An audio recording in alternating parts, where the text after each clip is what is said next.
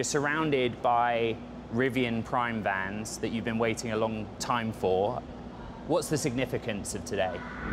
We've taken some really ambitious goals around the climate pledge to get to net zero carbon by 2040, and we think this is just an incredible milestone in that journey. Going from a sketch in 2019 to having these vehicles at this scale being deployed on the road for drivers to experience and customers to see, that's just a very cool culmination of a lot of innovation that's gone in. It's a handful of cities initially, but the plan is to have around 100 cities or more than 100 cities by year end. Yep, it's more than a dozen cities rolling out now, and then by the end of the year, we're going to have thousands of electric vehicles delivering to millions of customers in over 100 major US cities. How do you prioritize where you deploy those vans? Is it in the most populated urban environments? Do you look at the suburbs? What are the considerations for that? We're really looking at a variety of factors, from just making sure these vehicles are in a number of different environments around the US, so we can continue to gather data, continue to improve the vehicles, and then we're also really focused on where we think we can get the electric infrastructure up and running really quickly. And so there's a number of considerations, but over the next few years, we expect these will be operating out of the vast majority of our network. East Coast, West Coast, it's interesting because on the consumer side, electrification is more present on the West Coast. There's more infrastructure, it seems. Do you think about it geographically, or do you just go on a city-by-city basis? No, we go at it on a city-by-city basis, and we think consumers love it everywhere. And so our excitement is to get them out in as many cities as we can.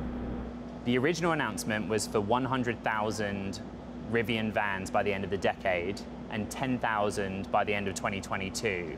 You said today there would be thousands. Are you confident that the original 10,000 target will be met, or are you flexible in that? I think we're just excited that we're getting thousands of these on the road. Now, I think it's incredible when you think about the timelines that we've operated in, from just conceiving this idea in 2019, making that initial announcement, to designing these vehicles, to getting them prototype tested, now launched. We think it's been remarkable progress. And you throw a pandemic in the mix, it makes it absolutely extraordinary what the teams have pulled off. You have a global role. You oversee fleets that use a lot of different vehicle types, specifications, most of them gas or diesel combustion engines, right? You use a number of brands and names, Ram, Ford. How aggressive are your teams being in negotiating new deals, trying to electrify those fleets more quickly as new models come online? At scale, solving this challenge is going to require a lot of different partners and a lot of different vehicle types. We have countries in which we use e-bikes or e-rickshaws, and so we have a number of partnerships that the teams are working through to really see how we can make faster progress and get to a place where we can both meet our net zero carbon goals by 2040, but also continue to electrify more and more of our operations. When it comes to electrifying commercial vehicles, there are options out there. You see the likes of one of your competitors, Walmart, recently announcing an agreement with Canoo. But if Rivian ramps up much more quickly than expected, or if they are just going at a great pace, could you increase the order beyond 100,000? I think right now we're just focused on getting the 100,000 order that we have on the road. We think it's going to be great for the communities. It's going to be really transformative, and I think that's really remains our focus. And so I wouldn't speculate on what we're doing in the future, but as we've said, our goals and really our mission here is to have a 100% zero emissions fleet. Amazon is a giant in the world of e-commerce and logistics, and throughout the pandemic, one of the stories was the investment Amazon made in that delivery and in logistics. Could you talk to me a little bit about the economics of the Prime van, how having battery electric and the data generated from the trucks could boost the bottom line, help with efficiencies, things like that? Our focus really is around sustainability.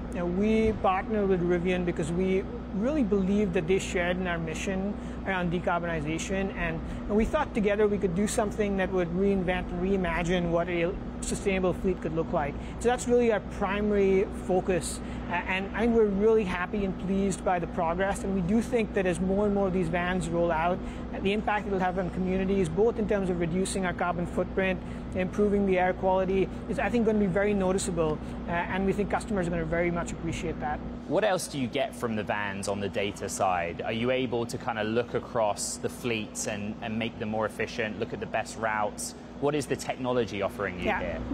Since we've built this vehicle from the ground up. We've really been thoughtful about how we integrate technology and really make it something that's additive to what a driver has to do every day. And so every single detail has been very thoughtfully and carefully considered to improve the driver experience. One of my favorite features is the integration that the technology has with the driver's workflow. And so the vehicle will automatically navigate them to the next stop. When they reach there, it'll do tasks for them that they would have to normally do themselves, like opening the bulkhead door. And the feedback we've heard from drivers around that is absolutely incredible. And we think that's really going to be a very, very big reason why drivers are going to love sitting in this vehicle. You look after Amazon's global transportation, and that's a big beast. What keeps you up at night? What's the biggest thing that's top of mind for you right now? I think for me and for the broader teams, it's all about making sure that we can offer all of our associates, all of our partners, a great experience in what they're doing so they can serve customers in the best possible way. And so that's really our focus and something that we think these vehicles are going to do a great job of adding to.